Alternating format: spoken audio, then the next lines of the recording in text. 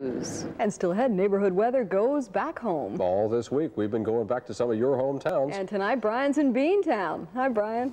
Hi, Diane and Art, and good afternoon on the warmest night we've had this week. We left Cincinnati this morning. It was 11 degrees. A few snow flurries in the air. Got to Boston expecting trouble, but the trouble is yet to come. And we'll be back with neighborhood weather live from Boston.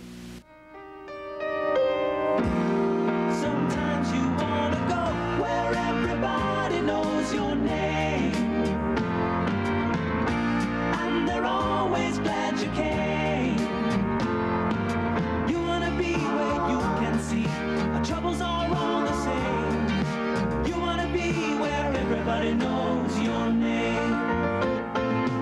You want to go where people know people are all the same. You want to go where everybody knows your name. Neighborhood weather live from Boston is coming right up. Tonight is in just a fantastic city. Brian, I love Boston. History would have me jumping for years up there. I know, Art, you wouldn't be on that health beat at all. Be on that history beat here, I'll tell you.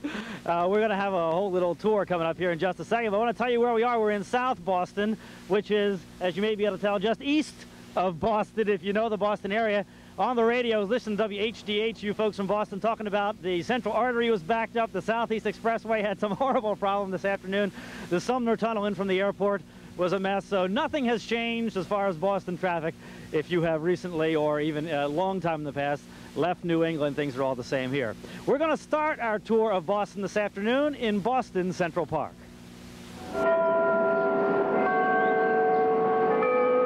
People have been strolling through Boston Common for 352 years. The Puritans came here in 1630, and 7 years later, America had its first public park. Now, a free and prosperous Boston has grown up into the capital of New England, and the men and women that made it possible are at peace. There are so many landmarks here, you keep asking yourself, I wonder what important thing happened there. Here's Boston's most famous new landmark. It's called the Bull and the Finch Pub, but you know it from television as Cheers, 84 Beacon Street on the edge of Beacon Hill.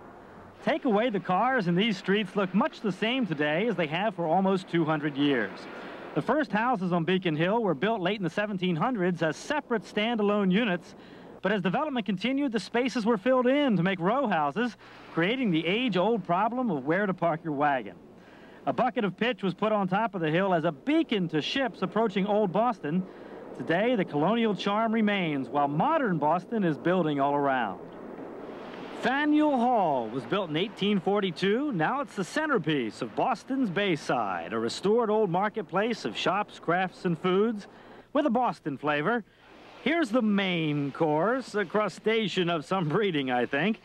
Some hometown beans and a few desserts that call Boston home. And for some good, warm Italian food here, let's grab the tea and head over to the North End.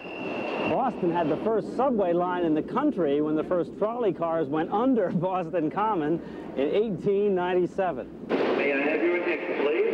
The time is 8:18. And with a street plan that's evolved over 350 years, the T is the only quick and easy way to get across town.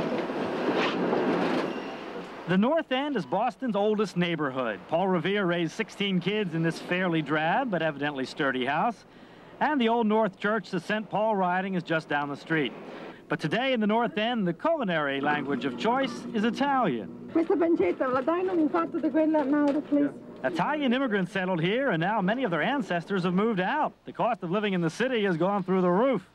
But at Blackstone Street Market, it's business as it's always been, in any language. People make me nervous. 65. You want broccoli? It's a $2 a pound. $2 a pound. You want broccoli? Broccoli. $2 for $1. Broccoli. Time and tradition work on a different scale in Boston. They were playing ball in Fenway Park only 1 year after Fort Lauderdale became a city. And Old Ironsides had already fought in 2 wars when Florida became a U.S. possession.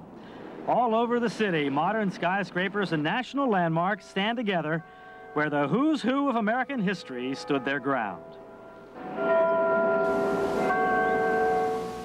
That's a shot of downtown Boston today. That was the old part of the city. Originally, Boston was essentially an island, and it was originally called in 1630 Tri-Mount because there were 3 big hills here, but they lopped off the hills and filled in the water to make the city, including especially the Back Bay that's here today. The only real hill remaining is Beacon Hill. So I guess that's where all the nice houses were, and they didn't want to tear that one up too badly, but it used to be a lot higher there than it is today.